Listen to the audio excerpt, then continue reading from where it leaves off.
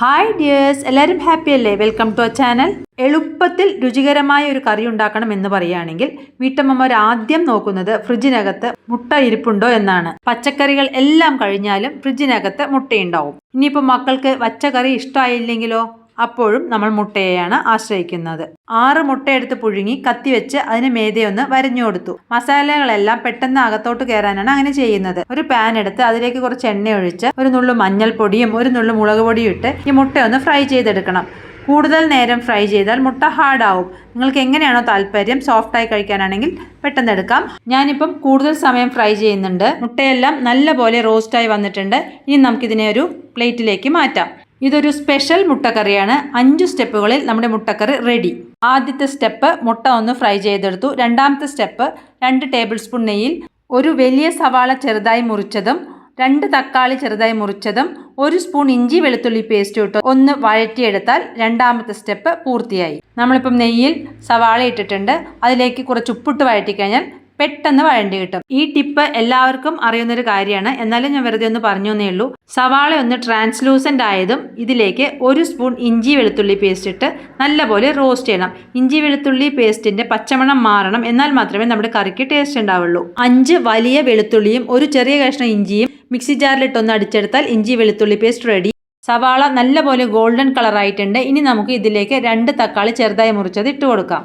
സവാള നല്ലപോലെ മൊരിയണം. അതിനുശേഷം മാത്രം തക്കാളി ഇടാം. തക്കാളിയിലേക്ക് ഒരല്പം ഉപ്പ് കൂടി ഇട്ടാൽ പെട്ടെന്ന് വെന്ത് കിട്ടും. സവാള ലോ ടു മീഡിയം ഫ്ലെയിമിലിട്ട് ഗോൾഡൻ കളർ ആക്കി എടുക്കുന്നത് ഒരു ടാസ്ക് തന്നെയാണ്, എന്നാൽ അതിലാണ് നമ്മുടെ കറിയുടെ രുചി കിടക്കുന്നത്. ഇപ്പോൾ തക്കാളി അടച്ചു വെച്ചൊന്നും വേവിക്കുന്നില്ല, തുറന്നു വെച്ച് ഇളക്കി വേവിക്കുകയാണ്.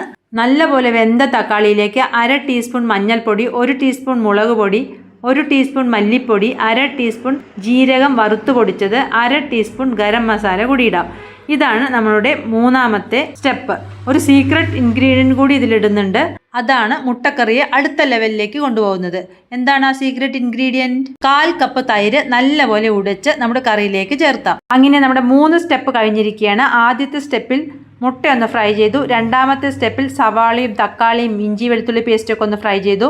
മൂന്നാമത്തെ സ്റ്റെപ്പിൽ മസാലപ്പൊടികളെല്ലാം വന്നിട്ട് റോസ്റ്റ് ചെയ്ത ശേഷം തൈര് ഒഴിച്ചു കൊടുത്തു. തൈര് ഒഴിച്ചു കൊടുത്തതും ആദ്യം ഒന്ന് പിരിഞ്ഞ പോലെ തോന്നുമെങ്കിലും കുറച്ച് സമയം ഇളക്കുമ്പോൾ അത് ശരിയായി വരും. നമ്മളിപ്പം 4ാമത്തെ സ്റ്റെപ്പിൽ എത്തിയിരിക്കുകയാണ്. കറിയിലേക്ക് ഒരല്പം ചൂടുവെള്ളം ഒഴിച്ച് ആവശ്യത്തിന് ഉപ്പും ഇട്ട ശേഷം ഒന്ന് തിളപ്പിക്കുക. തിളച്ച് വന്നാൽ ഫ്ലെയിം ഒന്ന് കുറച്ച് വെച്ച് എണ്ണയൊന്ന് തെളിഞ്ഞു വരുമ്പോൾ മുട്ടയിട്ട് കൊടുക്കാം. നമ്മുടെ കറി റെഡി. കറി നല്ലപോലെ തിളച്ചിട്ടുണ്ട്. ഇപ്പോൾ നമുക്ക് ഉപ്പും മുളകൊക്കെ പാകം നോക്കാം. പോരാത്തത് ഇട്ട് കൊടുക്കാം. ഒരേ രുചിയിലുള്ള മുട്ടക്കറി കഴിച്ചാൽ നമുക്ക് മടുക്കില്ലേ? അപ്പോൾ നമുക്ക് വേറെ വേറെ ടേസ്റ്റിൽ മുട്ടക്കറി ഉണ്ടാക്കാം.